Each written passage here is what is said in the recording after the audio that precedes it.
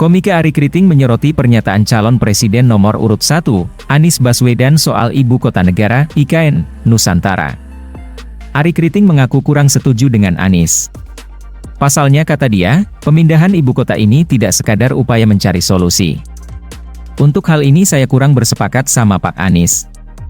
Masalah pemindahan ibu kota ini tidak sekadar upaya mencari solusi untuk Jakarta, kata Arie Kriting dalam platform X, Rabu, 13 Desember 2023. Ditegaskan, Indonesia bukan melulu soal Jakarta.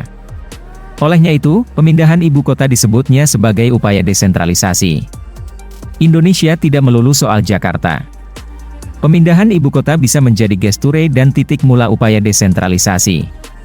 Tinggal awasi prosesnya, tandas Arie Kriting. Sebelumnya, calon presiden urut 3, Ganjar Pranowo meminta pandangan Anies soal proyek IKN di forum debat Capres pertama.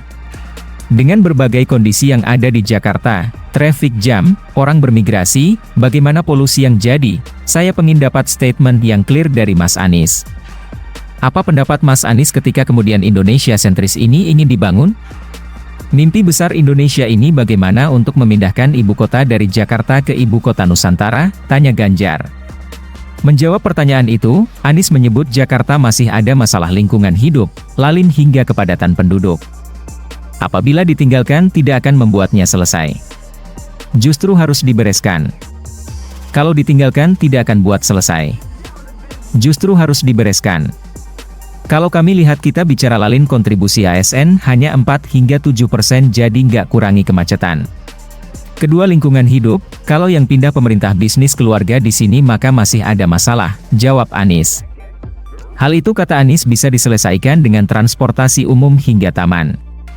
Anies menyatakan, Indonesia jangan meniru Belanda yang sebelumnya membangun kota tua menjadi ibu kota dan menjadi masalah ketika adanya penurunan permukaan. Ganjar pun bertanya apakah Anies menolak IKN.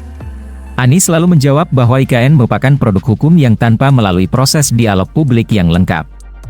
Sehingga, siapapun yang kritis terhadap IKN dianggap oposisi. Dan sebaliknya yang mendukung dianggap pro pemerintah, tambah ex-gubernur DKI Jakarta ini.